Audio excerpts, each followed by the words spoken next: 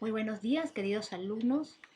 En esta oportunidad, en la asignatura de literatura, vamos a ver un tema bastante interesante e importante.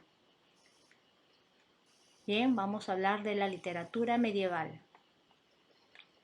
Aquí en esta imagen podemos observar al rey, a las personas que lo acompañaban y también le relataban historias y hazañas que ocurrían en esta época.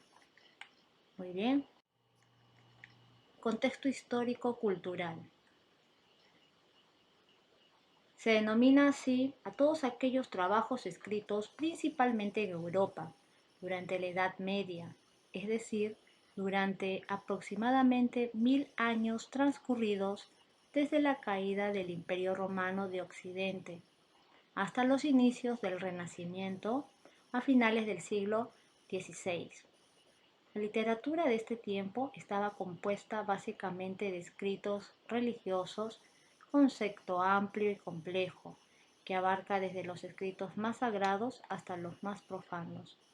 A causa de la gran amplitud espacial y temporal de este periodo, se hace fácil hablar de la literatura medieval en términos generales sin caer en simplificaciones. Por ello, es más adecuado caracterizar las obras literarias por su lugar de origen, su lenguaje o su género. Dentro del contexto histórico, también vamos a observar que las obras eran anónimas, ¿no? Y esto se debe a la falta de documentos de este periodo, sino también al papel que jugaban los autores. Cuando creaban una nueva historia, no solo suele quedar claro quién era el autor, ya que atribuían ciertas ideas a otros libros de otros autores. Esto hace que el nombre de los autores individuales sea poco o nada importante. Los grandes trabajos de la época nunca son atribuidos a una persona en concreto. Bien, vamos a hablar de la literatura religiosa. Cabe resaltar que en esta época medieval había literatura religiosa y literatura profana. En la literatura religiosa vamos a escuchar numerosos himnos, ¿no?, de la época que han sobrevivido al pasar del tiempo, tantos como oraciones litúrgicas, libros litúrgicos, como paralitúrgicos. La liturgia en sí no estaba establecida y numerosos misales competían y alegaban con secciones individuales de la misa o celebración. Ciertos estudiosos religiosos como Anselmo de Canterbury, Santo Tomás de Aquino, Pierre de Abelard, escribieron largos tratados sobre la teología y filosofía, tratando de reconciliar las enseñanzas de los autores griegos y paganos romanos con las doctrinas de la Iglesia Católica. Las hagiografías o la vida de los santos también fueron escritas principalmente durante este periodo, a modo de estímulo para el devoto y de advertencia para el resto. Vemos aquí la imagen del obispo Anselmo de Canterbury. Muy bien.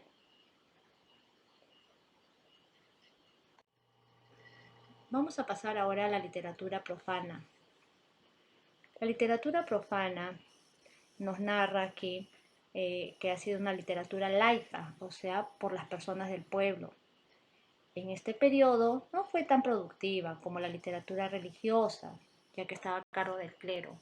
Aunque gran parte del material ha sobrevivido y poseemos hoy una gran cantidad de obras de la época, el nacimiento de un nuevo tipo de literatura en la época medieval puede ejemplificarse en el cambio de sentido de la palabra romance, que en francés significa roman, si en principio se trató de traducir a las lenguas romances, textos latinos como clásicos o reescrituras, ¿no? Vemos aquí a las obras de la literatura griega, latina, romana, en este caso la Eneida, Ovidio, Estacio, como hagiografías o crónicas históricas, al dejar de lado las fuentes clásicas e inspirarse en tradiciones orales. Surgió la expresión emprende un romance, que significa escribir o crear un romance. Muy bien, las imágenes acompañan, ¿no?, a este tipo de literatura. Vamos a ver ahora a continuación la literatura medieval escrita por mujeres. Como saben, las mujeres no tenían voz ni voto, ¿no? Pero resaltan muchas mujeres importantes, entre ellas mujeres santas. Las mujeres que eran posteriormente canonizadas como santas solían haber publicado sus reflexiones, sus revelaciones y oraciones. La mayor parte de los conocimientos actuales acerca de las mujeres en la Edad Media han sido adquiridos a través de los trabajos llevados a cabo por monjas como Santa Clara de Asís, Brígida de Suecia y Catalina de Siena. Bien, vamos a ver aquí a una monja, ¿no?, escribiendo. Ella ha sido santa, a Santa Catalina de Siena. Bien, los temas relacionados a la época medieval tenemos el amor cortés, ¿no? Cobró importancia en el siglo XI, especialmente en las lenguas romances, principalmente el francés, castellano, el provenzal, el gallego, el catalán y las lenguas griegas. Vamos a ver aquí además poemas épicos de la tradición, ¿no? Son típicos de esta tradición. Tenemos anglo-germánica como el Cantar de los Nibelungos. Otros poemas épicos incluidos dentro de los cantares de gesta como el Cantar del Miocid. Tenemos una imagen que acompaña a esta dicha obra, el Cantar de los Nibelungos, ¿no?, propia de esta época donde el pueblo se subleva ante la autoridad. Bien, características de esta época. La literatura medieval tiene una serie de rasgos que la definen. Vamos a ver, ¿no?, a continuación mediante este organizador. Tenemos el carácter anónimo, como ya lo habíamos dicho al inicio, ¿no? No había un autor propiamente. El autor no firma su obra porque sabe que ésta pertenece a una colectividad, no busca diferenciarse de los demás. A continuación, otra característica, didactismo. Las obras en su mayoría tenían una función didáctica, transmitían valores cristianos y ofrecían modelos de comportamientos. Bien, como tercera característica tenemos la imitación. Los autores recogían una tradición popular o un texto latino y los recreaban, es decir, las obras no eran originales ni se consideraba importante que lo fueran. Cuarta característica, la obra en verso. En la Edad Media se consideraba que el verso era lo que hacía literaria a una obra. Bien, obra oral. Era difundida oralmente por los juglares, ya que la gente no sabía leer. Esto explica que sean pocas las obras que se han conservado. Bien, ahí las características.